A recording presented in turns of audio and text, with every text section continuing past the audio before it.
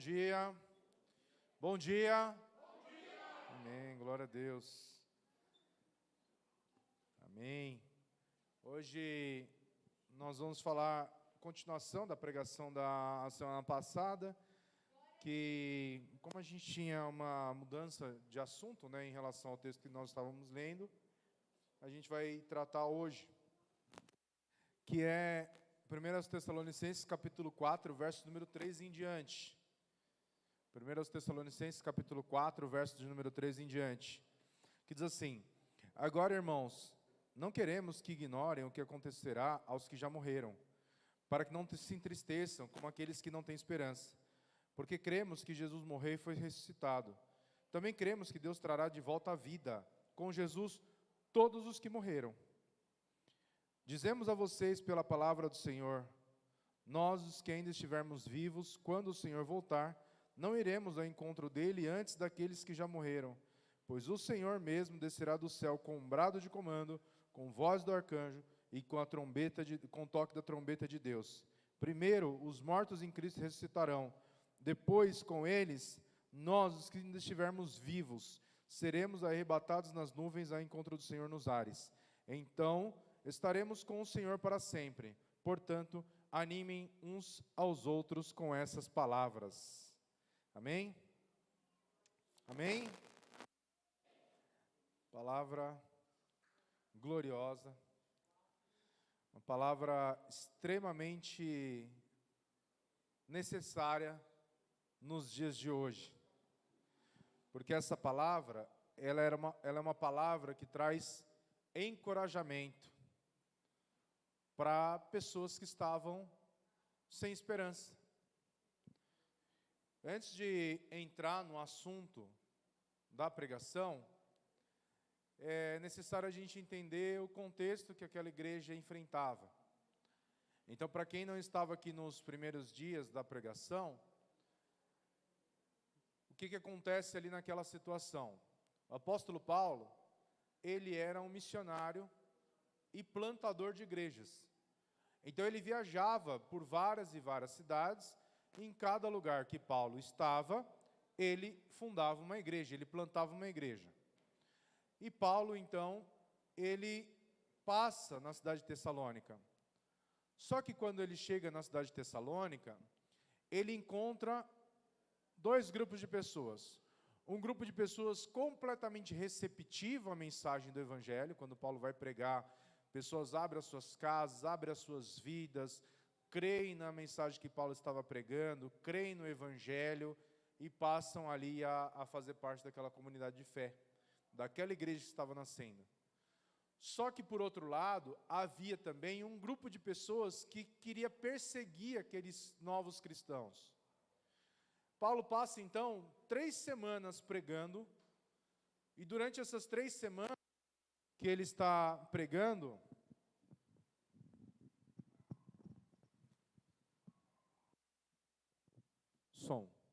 E durante essas 3 semanas que Paulo está pregando, é o tempo que ele tem para instruir aquela igreja. A Bíblia diz que são 3 sábados que Paulo passa pregando lá na cidade de Tessalônica. E a igreja, então, está sendo fundada durante essas 3 semanas. Só que a perseguição tinha se tornado tão intensa que os cristãos de Tessalônica chamam Paulo, Barnabé e Timóteo, que eram as pessoas que estavam ali naquela missão, e fala assim para eles: olha, é melhor vocês irem embora, porque a perseguição está se intensificando. Pode ser que eles queiram prender vocês ou até mesmo matar. A gente vai continuar aqui. Mas não se preocupe, Paulo, a gente vai continuar aqui, crendo na instrução que você nos deu, orando, confiando em Deus, e vamos permanecer. E Paulo então vai embora da cidade de Tessalônica. Ele passa por outras 3 cidades, ele passa por outras 2 cidades. Atos capítulo 18 vai falar quais são essas cidades, se eu não me engano é Bereia,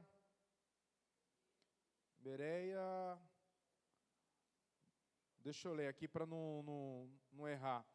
E ele chega na cidade de, se eu não me engano é Bereia, Atenas.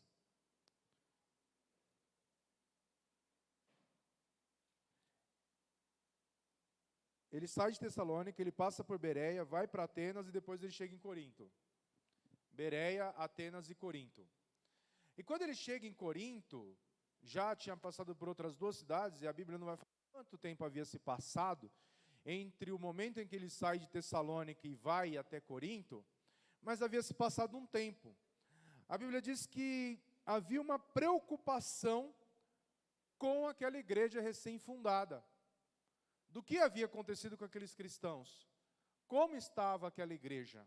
E Paulo então envia Timóteo para ter notícias daquela igreja. Quando Paulo funda a igreja, naturalmente, há muitas coisas que Paulo não fala. Não há tempo de instruir acerca de todas as coisas. A gente que está na igreja, mas... Som. Hoje a pilha não está ajudando muito aqui. Essa é nova? Ah, é? Então continua, né? Vamos ver. Espera aí.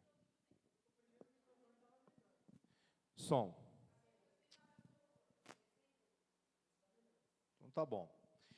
Então, quando o Paulo envia Timóteo, obviamente haviam muitas coisas que Paulo não havia tido tempo para instruir a igreja. Então imagina o seguinte, hoje nós temos acesso à Bíblia. Há uma coletânea de livros que foram inspirados por Deus, escritos para edificação, exortação e instrução da igreja. Naquela época, a única coisa que eles tinham era a memória. Paulo havia ensinado coisa para eles. Entende o seguinte, os Tessalonicenses, muitas igrejas que foram fundadas num grupo de pessoas que eram judeus. Não era o caso dos Tessalonicenses. Os Tessalonicenses, na sua maioria, eram gentios.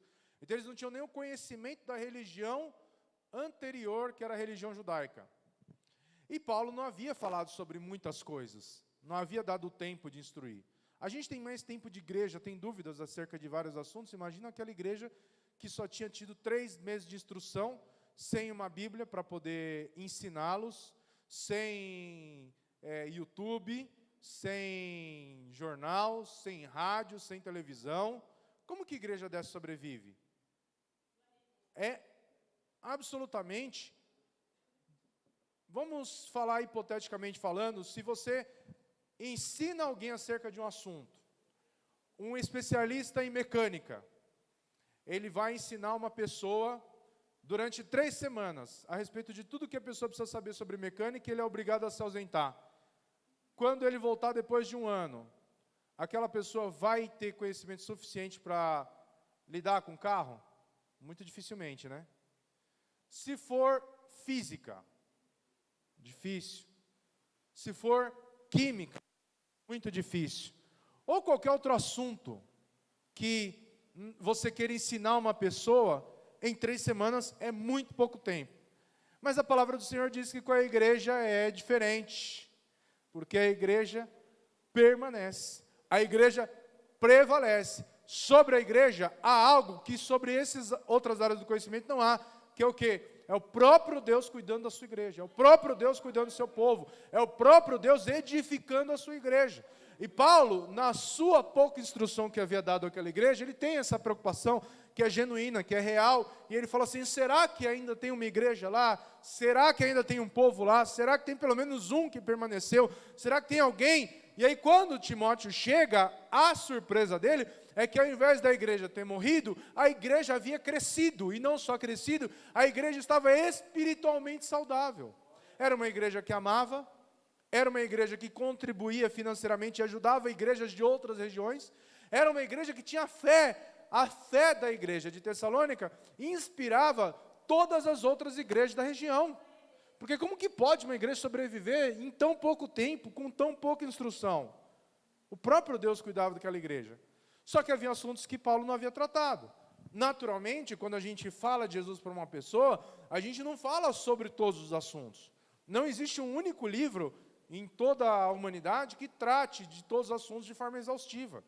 Existem enciclopédias bíblicas, enciclopédias e materiais de estudo que eles são compêndios grandes enciclopédias de 8, 10 volumes, que não tratam exaustivamente do que a Bíblia trata. É muita coisa. Obras que ninguém nunca se atreveu a ler de capa a capa, porque seria realmente muito difícil, de tanto conhecimento que tem ali, extraído daqueles livros. E estamos falando de uma obra só. Tem obras de referência, a Tessalonicenses tem 5 capítulos, e na segunda epístola aos Tessalonicenses são mais 3 capítulos, e tem livros com mais de 300 páginas só para falar de Tessalonicenses. Só de um livro de 8 capítulos. Ou seja, é muito assunto, é muita coisa. E quando a gente começa a ensinar ou instruir uma pessoa, a gente vai falando de acordo com as dúvidas que surgem, com as situações que surgem. Eu começo a discipular uma pessoa e, de repente, surgem questões que são particulares da vida daquela pessoa. É uma questão de casamento, de família, de filhos, de salvação, de pecado. Ou seja, a gente vai tratando tópico a tópico de acordo com como as questões surgem. E muito provavelmente o assunto que está sendo tratado aqui não havia surgido no tempo em que Paulo estava lá, que era o assunto do quê? Da morte daqueles que morrem em Cristo. O que acontece com a pessoa que morre em Cristo? Essa era a dúvida que eles tinham. Muitos deles consideravam que a morte era um estado de punição para aquelas pessoas que haviam morrido. E consideravam que eles tinham uma concepção de que Jesus voltaria naquele tempo. Essa concepção da igreja, da volta de Jesus, era muito presente naquele tempo. Tanto é que Paulo, quando ele instrui a igreja, ele se coloca num lugar e dizendo assim: nós, os que estivermos vivos. Os discípulos esperavam a volta de Jesus desde a ressurreição de Jesus. Os primeiros cristãos, era tão presente o sentimento que Jesus voltaria, que os primeiros cristãos esperavam que Jesus voltasse ainda naquele tempo. Mateus 24 vai tratar sobre isso, Atos capítulo 2 vai tratar sobre isso, João trata sobre isso, Lucas trata sobre isso, Pedro trata sobre isso, vários livros vão falar da volta de Jesus como sendo algo contemporâneo, algo presente. Olha só o que eles esperavam, que Jesus voltasse ainda naquele tempo. Jesus havia acabado de voltar, e eles estavam esperando que Jesus ia voltar. E hoje a igreja vive como se Jesus não fosse voltar. A igreja vive como se a volta de Jesus fosse uma coisa completamente hipotética. Pessoas que estão dentro da igreja não têm uma concepção clara do que é o retorno triunfal de Cristo. O que acontece com as pessoas depois que morrem? São coisas que, apesar das pessoas estarem na igreja, terem uma firmeza em Cristo, crerem na salvação, crerem na graça de Deus, não entendem, não compreendem o que é o retorno de Cristo, a importância que isso tem para a vida das pessoas. Porque os primeiros cristãos tinham isso tão claro, que pensavam que Jesus voltaria ainda nos dias deles. Ainda nos dias deles. Jesus deixou muito claro para aqueles primeiros cristãos que ele voltaria, e aquilo era tão presente que eles esperavam a volta de Jesus no seu tempo. E deixou muito claro também que seria muito rápido. E os cristãos esperavam. E muita gente está na igreja vivendo como se Jesus não fosse voltar.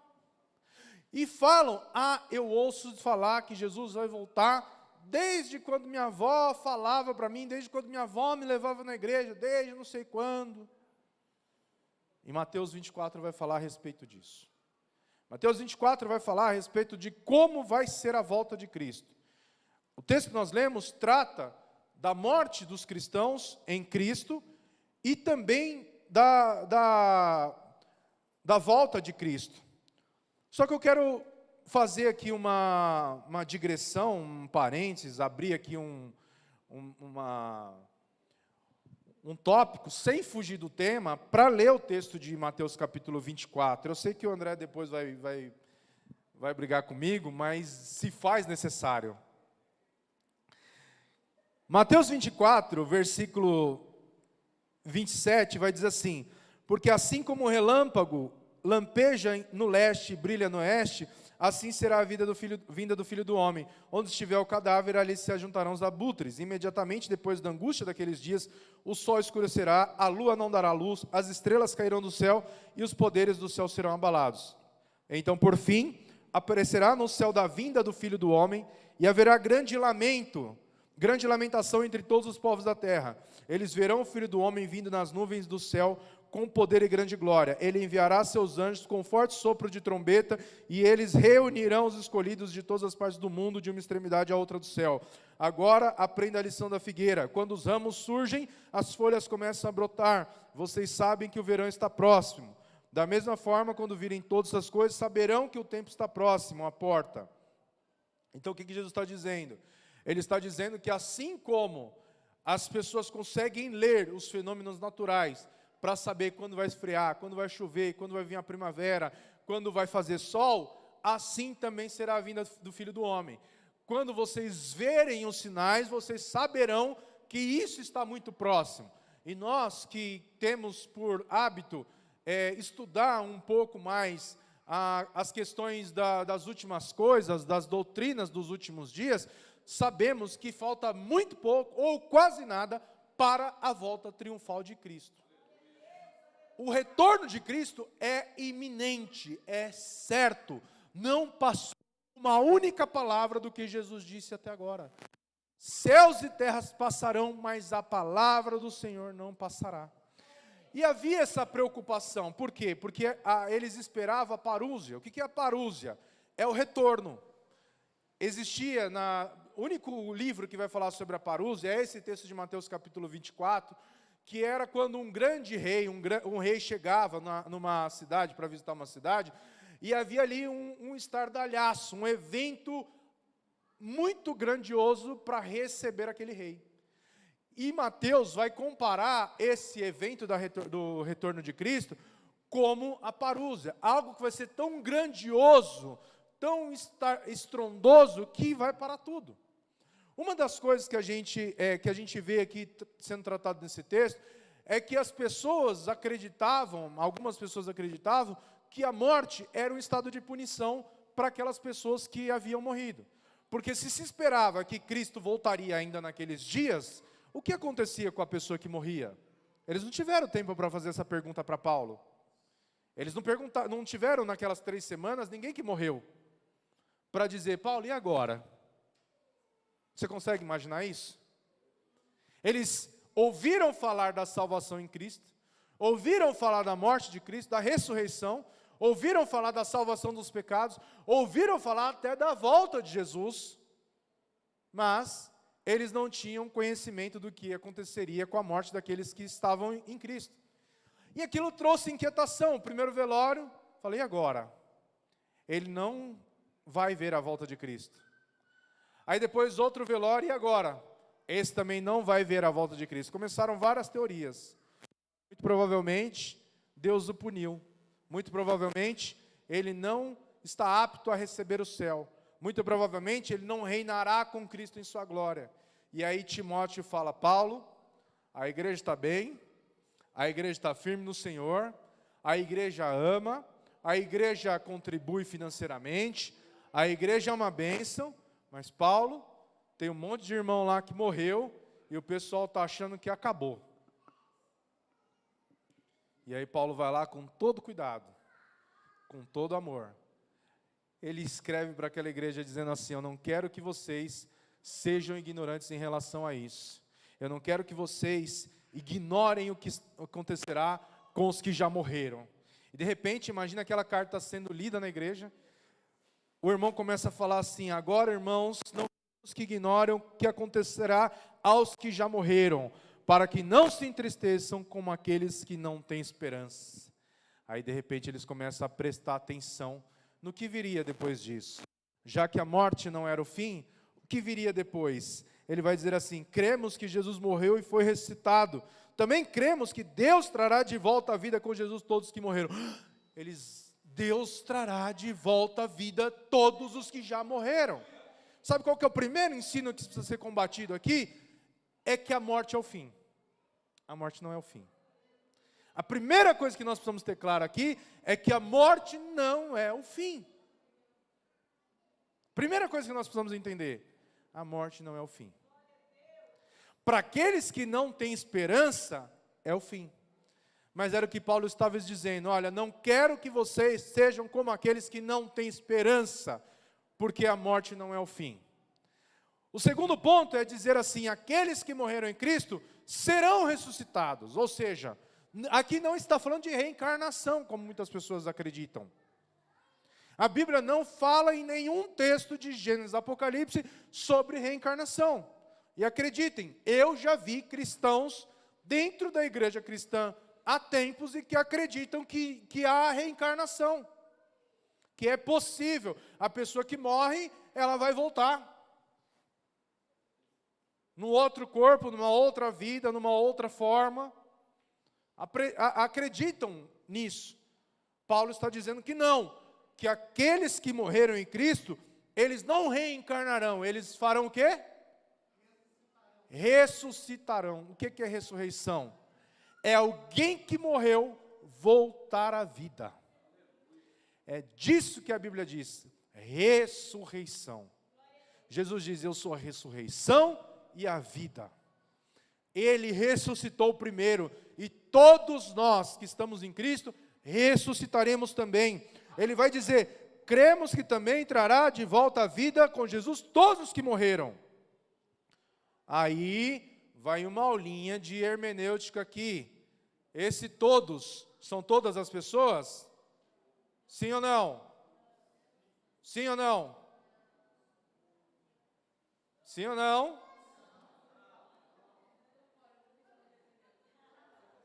Todos os que morreram, ele está falando de quem? Olha aqui o início do texto.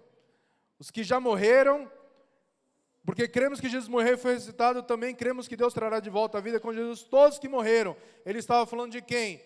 Dos irmãos em Cristo. Dos salvos em Cristo, que ressuscitariam. Dizemos a vocês pela palavra do Senhor, nós os que ainda estivermos vivos, quando o Senhor voltar, não iremos ao encontro dele antes daqueles que já morreram. O que ele está dizendo? Que a ressurreição acontece antes daquilo que a igreja conhece como arrebatamento. A ressurreição acontece antes do que a igreja conhece como arrebatamento.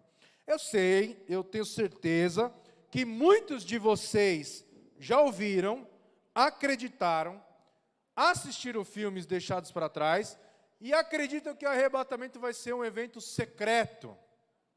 Não será. O arrebatamento será tudo menos secreto. Vocês foram enganados.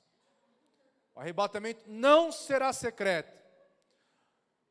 A Bíblia diz que a sepultura abrirá. Você consegue se imaginar dentro do Cachoeirinha, dentro do cemitério do Cachoeirinha, e as covas abrindo, e pessoas que estavam mortas, tendo de volta os seus ossos, as suas carnes, os seus nervos ligados, e saindo de dentro das sepulturas.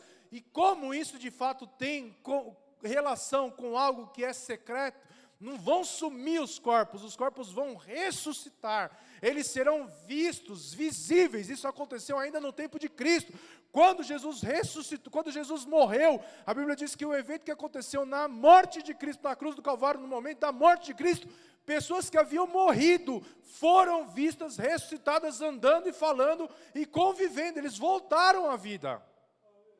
A ressurreição é isso. Ezequiel capítulo 47 vai falar como que é um evento de ressurreição. Deus leva Ezequiel até um lugar que é chamado um vale de ossos secos, ou seja, era um cemitério de soldados. Os soldados mortos em batalha eram levados para lá, não eram enterrados dignamente, cada um na sua cova. Eles eram simplesmente jogados dentro da cova. Jogados.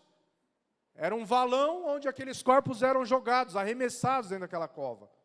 O que acontecia? Eles entravam em estado de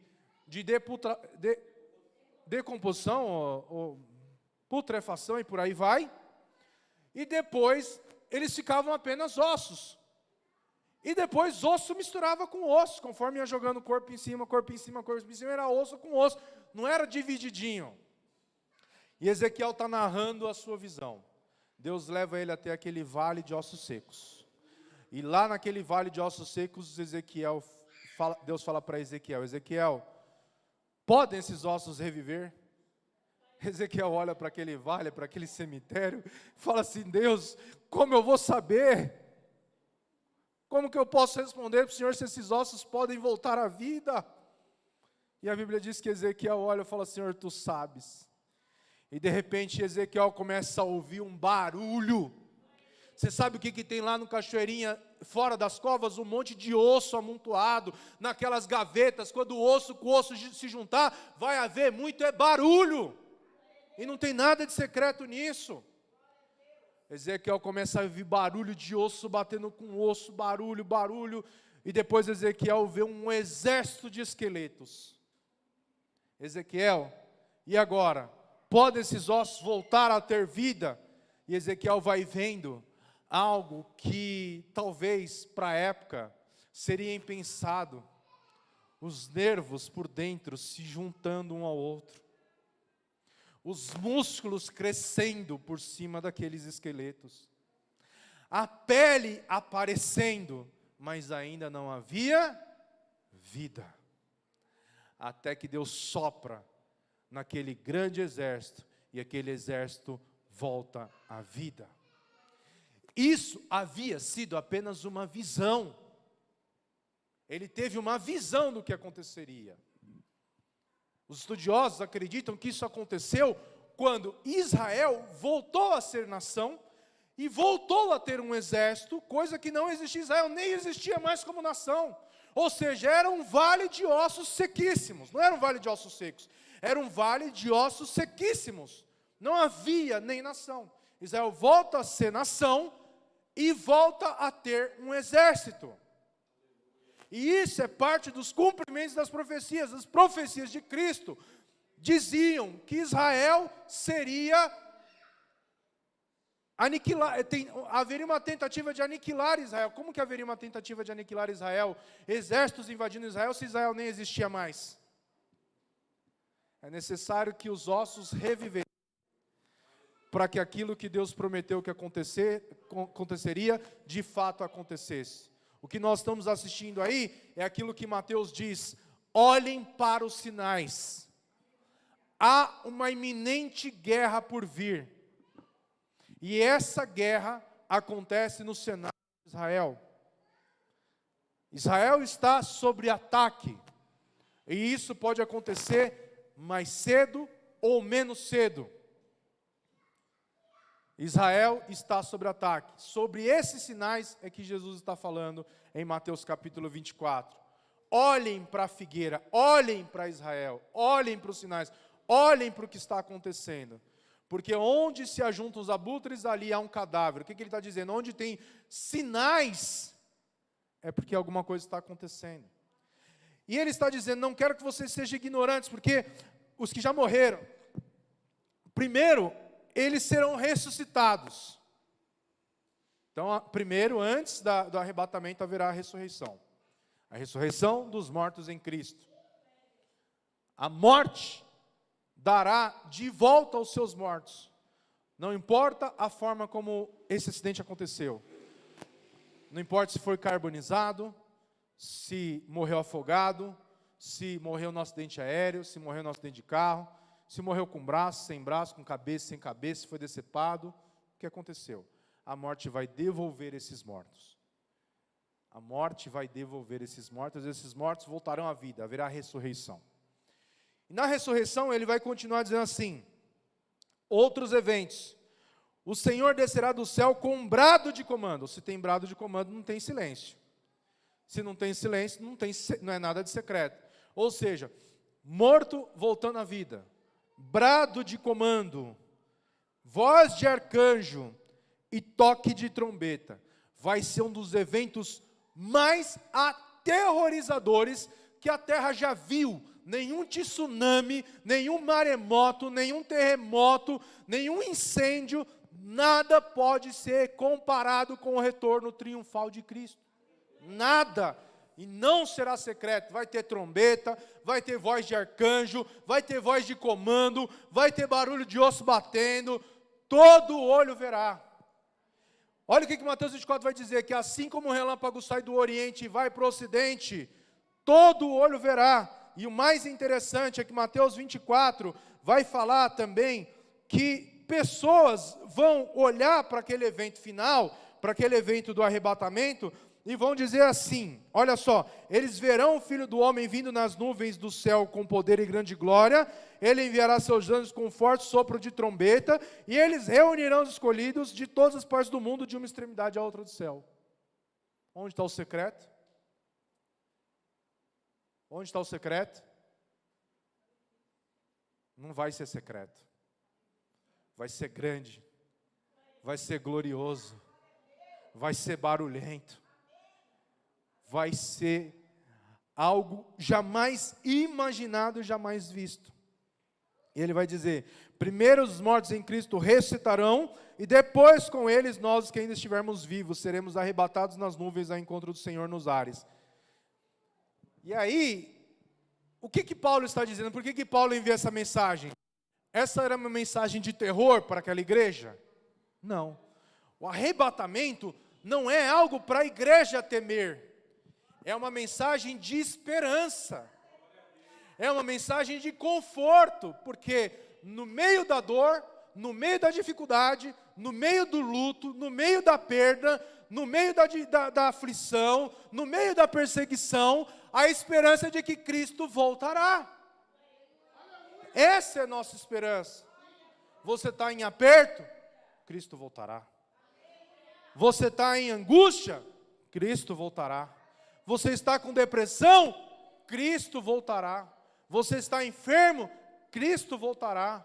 Você está em período de luto? Cristo voltará. Você está em período de dificuldades no seu relacionamento, no seu casamento? Cristo voltará. Você está desempregado? Cristo voltará. Cristo voltará. A mensagem é de que Cristo voltará. Essa é a mensagem de esperança. Olha o que Paulo diz. Olha, depois com ele, nós que estivermos vivos, seremos arrebatados nas nuvens ao encontro do Senhor nos ares. Então estaremos com o Senhor para sempre. Portanto, animem uns aos outros com essas palavras. É uma palavra de ânimo, é uma palavra de esperança, é uma palavra de conforto, é uma palavra de consolo. A Bíblia diz que Davi, depois de ter pecado, ele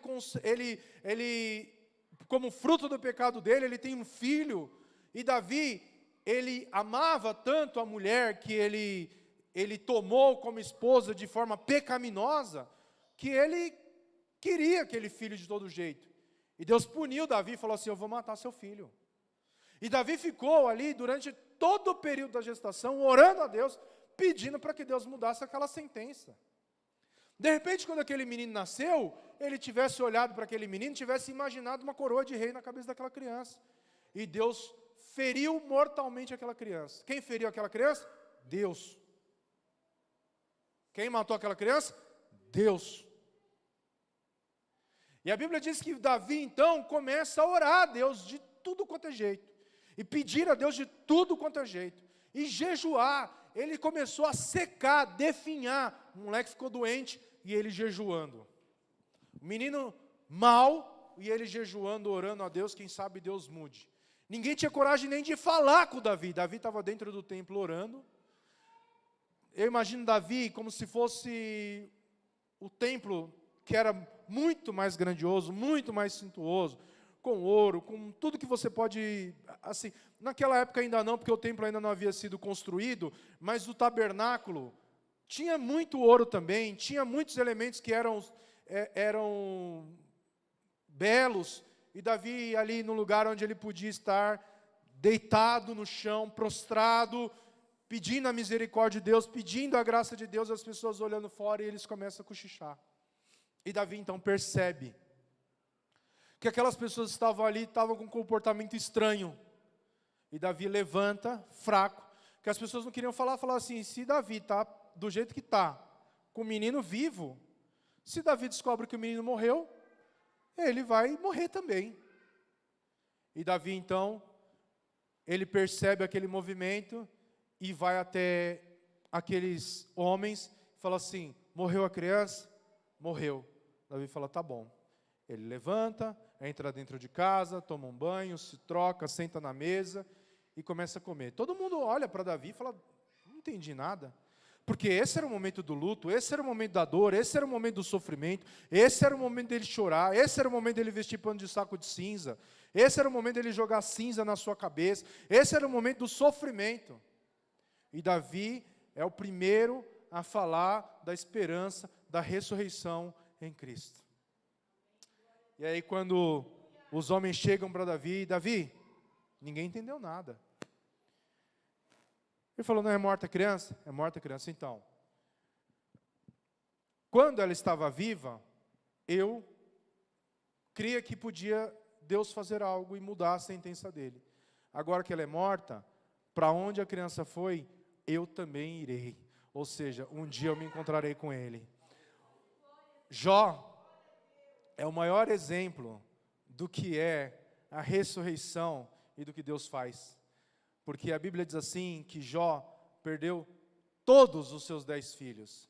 E Deus prometeu que restituiria Jó em dobro em tudo. Quantos filhos Jó teve depois? Quantos? Quantos? Deus deu mais 10 filhos. Mas não era o dobro? Os 10 também aguardaria a ressurreição de Cristo. Então, Jó havia perdido os seus 10 filhos no plano físico, mas não na eternidade. A morte não é o fim para o cristão. A Bíblia diz que a morte é um estado de esperança. E muitas vezes nós, como cristãos, agimos como aquela igreja de Tessalônica, sem esperança. A gente precisa olhar para a morte e ver Deus na morte e ter esperança na morte. Porque nós, os que estivermos vivos, quando Cristo voltar, não seremos arrebatados antes que aqueles que foram em Cristo ressuscitem primeiro, no glorioso dia da volta de Jesus. Então que você possa se alegrar em Deus, sabendo que há solução até mesmo para a morte. Que a graça de Deus encontre conforto, consolo no seu coração, e que você tenha esperança em Cristo. Que você se mantenha firme na presença de Cristo, aguardando a ressurreição, aguardando o arrebatamento, aguardando a volta de Cristo. Porque a palavra final é o que ele diz aqui. Olha só. Então estaremos com o Senhor para sempre. Então estaremos com o Senhor para sempre. Alguns vão ter essa oportunidade antes que outros. A morte é apenas o meio pelo qual nós estamos eternamente ligados a Cristo. Que Deus possa falar mais aos vossos corações e as palmas louvem ao Senhor Jesus.